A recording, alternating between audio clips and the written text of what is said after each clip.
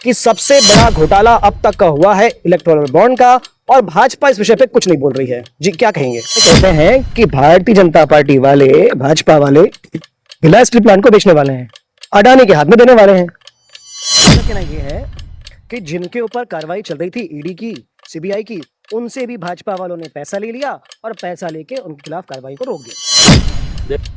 भाजपा सरकार बनाना चाह रही है अडानी के लिए 16 लाख करोड़ का अडानी का कर्जा मोदी जी ने माफ कर दिया।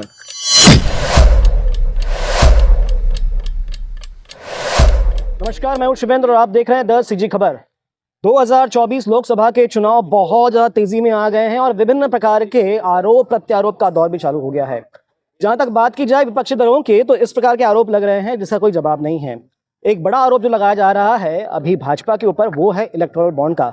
बताया यह जा रहा है कि अब तक का सबसे बड़ा घोटाला मोदी सरकार की राज में जो हुआ है वो है इलेक्टोरल बॉन्ड। हमारे साथ में पूर्व विधानसभा अध्यक्ष प्रेम प्रकाश पांडे जी हैं। समझेंगे क्या ये मामला है और क्या चाहती है भाजपा, क्या प्राइवेटाइजेशन के माध्यम से भिलाई स्टील प्लांट को अडानी के हाथ में देने वाले हैं। तमाम मुद्दों पर बात करेंगे प्रेम प्रकाश पांडे जी से। सर बहुत बहुत धन्यवाद समय देने के लिए। बिल्कुल। एक बड़ा विषय कांग्रेस वाले उठा रहे हैं, सारे विपक्षी दल उठा रहे हैं कि सबसे बड़ा घोटाला अब तक का हुआ है इलेक्टोरल बॉन्ड का, और भाजपा इस विषय पे कुछ नहीं बोल रही है। जी क्या कहेंगे? क्या इलेक्टोरल बॉन्ड में क्या घोटाला हुआ? इलेक्टोरल बॉन्ड था, संसद के द्वारा कानून बना था। कानून के तहत जिन लोगों को इलेक्शन के लिए बॉन्ड खरीद के जिस भी पार्टी को जो देना था दिया, देने वाला अपने यहाँ रिकॉर्ड रखा। सुप्रीम कोर्ट गए, सुप्रीम कोर्ट ने कहा चूंकि कानून ये बना था कि देने वाले का नाम नहीं उजागर होगा, तो उजागर नहीं हो रहा था। सुप्रीम कोर्ट ने कहा नाम उजागर कर दो, उजागर हो गया। सबने लिया है, सबको दिया है, कम या ज्यादा की बात है। तो भाई ये तो निश्चित है कि जिसके पास ज्यादा, जिसकी ताकत रहेगी लोग उसको ज्यादा देते हैं चंदा। अब 3000 लोगों ने बॉन्ड खरीदा है ना, और वो राहुल गांधी बोलते ये गली का एक्सटॉर्शन है। कैसे एक्सटॉर्शन हो गया? बोले कि 3000 लोगों ने बॉन्ड खरीदा है, जिसमें 16 लोग ऐसे हैं जिन पर कोई भी एजेंसी के आपराधिक मामले हैं उन कंपनियों में, और उन लोगों ने चंदा भाजपा को दिया। अब उन लोगों ने यदि दिया है उसमें 37% तो हमको दिया, बाकी 63% बाकी को दिया है। तो कौन है देने वाला? तो सबको दिया है। अच्छा, हम लोगों को तो दिया है, चलो 7-8 हजार करोड़ जो भी दिया। ये इन लोगों को 40 वालों को 1300-1400 हो गया। टीएमसी वाला जो 20-22 सांसद वाले हैं उनको मिला है, वो डीएमके वाले को मिला है, तेलंगाना, इन सबका मिला लोगे तो हमसे तो 2/3 इनको मिला है। तो बॉन्ड तो आखिर उनको भी मिला है ना। उनका कहना यह है कि जिनके ऊपर कार्रवाई चल रही थी ईडी की, सीबीआई की, उनसे भी भाजपा वालों ने पैसा ले लिया और पैसा लेके उनके खिलाफ कार्रवाई को रोक दिया। देखो, ईडी सीबीआई की कोई कार्रवाई नहीं रुकती है। अपने भिलाई विधायक के खिलाफ भी ईडी के कोर्ट में मामले हैं। पिछले 1 साल 1.5 साल से लोग देख रहे हैं ना।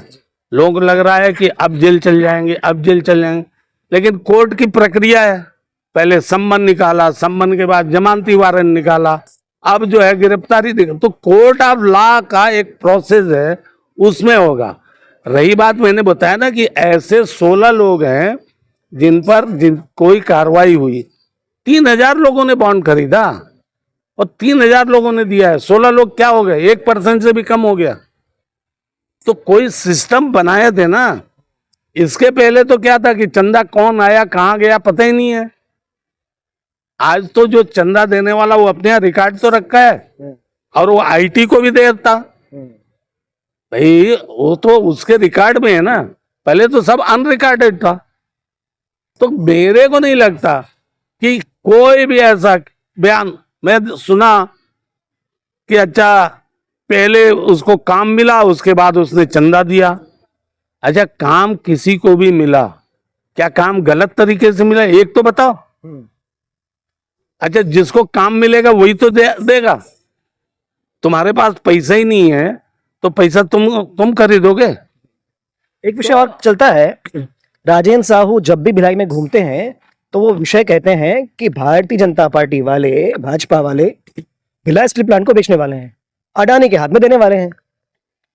क्या है, इन लोगों को मालूम नहीं, अडानी पैदा ही हुआ कांग्रेस के समय, अंबानी पैदा ही हुए कांग्रेस के समय। और अडानी हो या अंबानी हो या जितने देश के टाटा हो, बिरला हो, ये अगर कोई उद्योगपति हैं, बीएसपी को खरीदने का और बेचने का तो सवाल ही नहीं, लेकिन एलपीजी जो फार्मूला है, liberalisation, privatisation, globalisation, economy policy, लाया कौन? कांग्रेस ने ले आया। और आज हम बता दें कि सबसे ज्यादा शेयर जो है ना पब्लिक सेक्टर के, मोदी जी के राज में बढ़े हैं।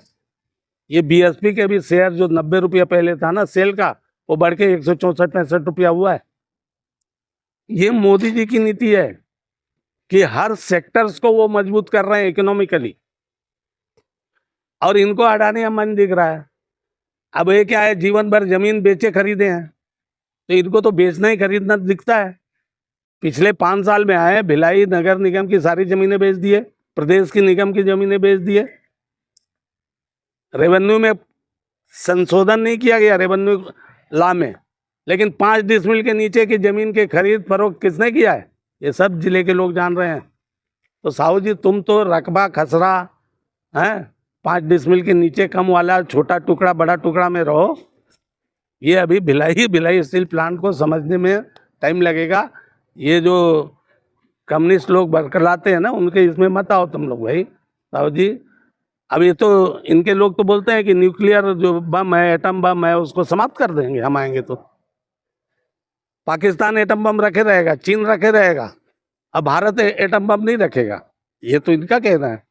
इनका कहना है डीएमके वाले के साथ खड़े हैं जो बोलते हैं कि सनातन धर्म वाले डेंगू मलेरिया है। अभी इसका जवाब दें। एक विषय और कहा जाता है, भाजपा सरकार बनाना चाह रही है अडानी के लिए 16 लाख करोड़ का अडानी का कर्जा मोदी जी ने माफ कर दिया। ये सब गलत है। कहाँ से माफ कर दिया? कुछ भी बोल देंगे तो माफ हो जाएगा। 16 लाख करोड़ तो टोटल कहीं पे माफ नहीं हुआ। बैंकों के एनपीए के अपने अपने तरीके से उनके वसूली है। कहाँ पे है 16 लाख करोड़? एक तो बता तो दे। मतलब मुंह है, जो बोलना है बोल दो। राहुल गांधी तो क्या क्या बोल रहे हैं, मतलब इतना वाहियात बोलते हैं कि उसको कोई राष्ट्रीय नेता क्या वार्ड मेंबर का आदमी नहीं समझ। कहाँ 16 लाख करोड़ माफ हो गया? कहाँ? इस हिंदुस्तान की इकोनॉमी जो चिदम्बरम और मनमोहन सिंह बोलते थे कि 2024 तक हम 11वीं तक पहुंचेंगे, 5वीं अर्थव्यवस्था बनी है, वो मोदी जी के नेतृत्व में बढ़ी है। देश के हर क्षेत्र में अगर 1 रुपये में इंश्योरेंस करने की बात कोई सोच सकता है तो मोदी जी सोच सकते हैं। आम आदमी के घरों में इज्जत घर देना मोदी जी सोच सकते हैं। 5 किलो राशन और कोविड में फ्री वैक्सीनेशन से लेके अंतरिक्ष तक, दुनिया के साउथ पोल में दुनिया में आज कोई नहीं अंतरिक्ष में पहुंचा, वहां पर भी यदि कोई पहुंचा है तो भारत और मोदी जी के नेतृत्व में पहुंचा है। आज उनका विजन देखो। लोग बोलते क्या किया? अरे तुम 2G में घोटाला किए, हमारी सरकार 2029 तक 5G तो अभी आ गई है, 6G की बात कर रही है। ये बोलते हैं कि रोजगार नहीं पैदा हुआ। हमारे यहाँ जो 5 लाख तक जो लोन मिलता था, 10 लाख तक, उसके तहत आम लोगों को बिना गारंटी के उसमें 26 लाख करोड़ के द्वारा 46 लाख करोड़ रोजगार पैदा हुआ है। अब जाए तो बोलते 1 करोड़ नौकरी दे देंगे, सरकारी नौकरी। कुल देश भर में राज्य और केंद्र सरकार की सरकारी नौकरी 2 करोड़ 40 लाख है, सब पब्लिक सेक्टर वगैरह मिला करके, उसमें 1 करोड़ कहां से दे देंगे? अच्छा, राहुल गांधी तो बोल रहे हैं 1 साल की नौकरी की गारंटी। बताओ 1 साल की कौन सी नौकरी होती है? होती है कोई?